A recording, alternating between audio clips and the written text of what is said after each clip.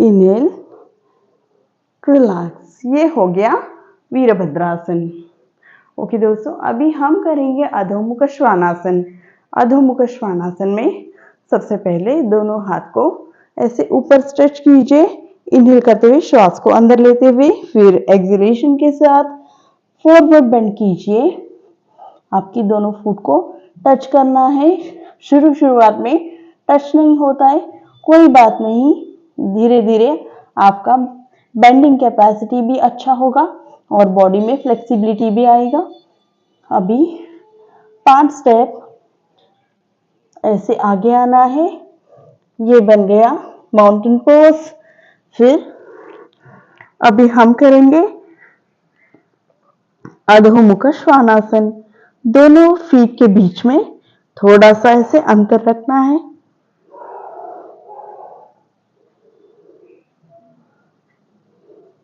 ये शुरुआत में भी आप कर सकते हैं, नहीं तो ऐसे भी आप कर सकते हैं। बहुत ही इजी है करने के लिए। ये बन गया अधोमुख श्वानासन। फिर धीरे धीरे दोनों पांव को, हाथ को पीछे लेते हुए नॉर्मल पोजीशन पे आना है। ये बन गया अधोमुख श्वानासन। अब हम करेंगे मार्जरी आसन। मार्जरी आसन में ऐसे घुटने के ऊपर बैठना है।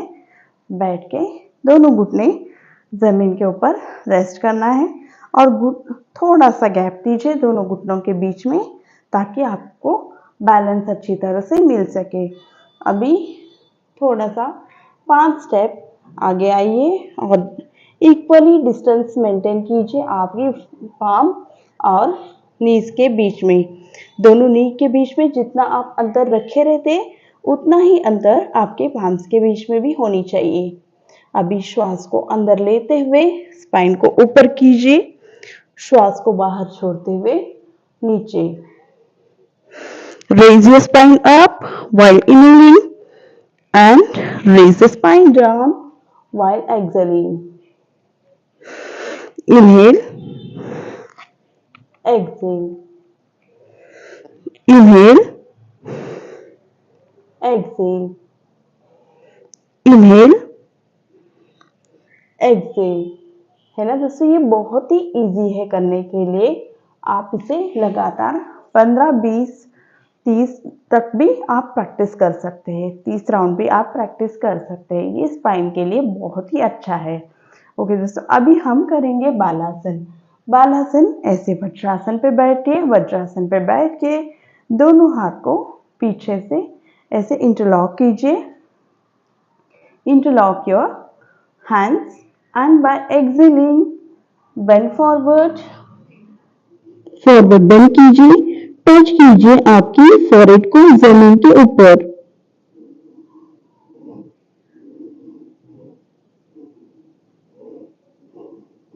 थोड़ी देर रिलैक्स कीजिए।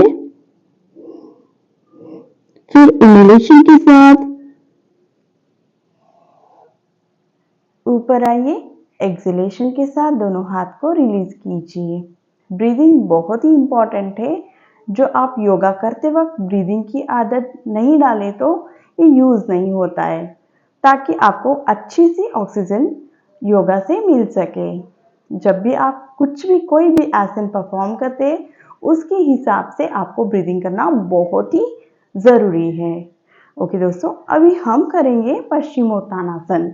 पश्चिमोत्तानासन में दोनों पांव को ऐसे स्ट्रेच कीजिए। स्ट्रेच करके हाथ को एकदम पीछे रखना है, स्पाइन को स्ट्रेट रखना है और इनहेल करते हुए श्वास को अंदर लेते हुए दोनों हाथ ऊपर कीजिए।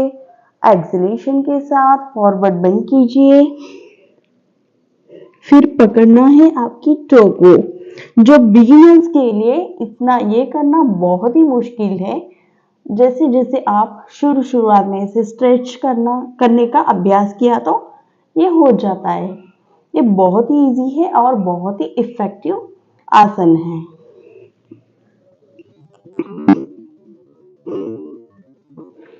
ये बन गया पश्चिमोत्तानासन।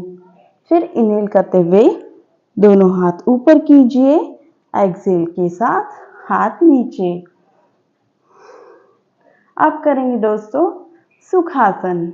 सुखासन में ऐसे ही बैठना है, ऐसे बैठ के दोनों हाथ पीछे ऐसे रेस्ट करके गर्दन पूरा पीछे ऐसे लटकाना है। फिर गहरा श्वास के साथ ब्रीथ इन एंड आउट कीजिए, लंबा गहरा श्वास लीजिए। ये बन गया सुखासन। एंजॉय कीजिए ईच ब्रीदिंग को, ताकि आपकी बॉडी को अच्छा सा रिलैक्सेशन मिल सके। ये हो गया दोस्तों सुखासन। अब हम करेंगे ऑन स्टमक पोस्चर भुजंगासन। भुजंगासन बहुत ही इजी है। ऐसे हम लेटेंगे ऑन स्टमक पे और आपकी दोनों पाम शोल्डर के एकदम नीचे रखना है। चिन को रेस्ट कीजिए जमीन पे। फिर इनहेल करते हुए आपके शोल्डर को ऊपर उठाइए।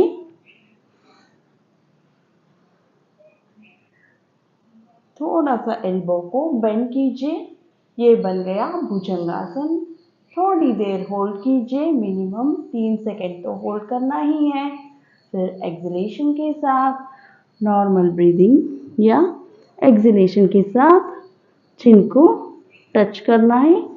चिन और ग्राउंड एक साथ टच होनी चाहिए। ये बन गया भुजंगासन। अब हम करेंगे और एक बार इसका प्रैक्टिस। इनहेलेशन के साथ ऊपर कीजिए, एक्सलेशन के साथ नीचे। ये हो गया भुजंगासन। अब हम करेंगे सेतुबंधासन। सेतुबंधासन ये बहुत ही इजी पोस्चर है। आपकी बॉडी ब्रिज की तरह दिखता है।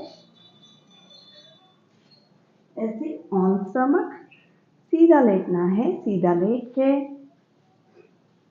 दोनों पाँव को ऐसे फोल्ड करना है। फोल्ड करके फिर धीरे धीरे आपकी कमर को ऊपर उठाइए। फिर आपकी दोनों पाम की सहायता से बैलेंस कीजिए आपकी बॉडी को। ये बन गया सेतुबंधासन। इनहेलेशन के साथ बॉडी को लिफ्ट कीजिए और ब्रीथ होल्ड कीजिए थोड़ी देर तक, मिनिमम 3 सेकेंड तक। फिर एक्सलेशन के साथ धीरे धीरे रेस्ट कीजिए आपकी कमर को जमीन पे। ये बन गया सेतुबंधासन। अब हम करेंगे शवासन। शवासन बहुत ही इफेक्टिव पोस्चर है। जो भी आप योगा परफॉर्म करने के बाद शवासन करना बहुत ही ज़रूरी है।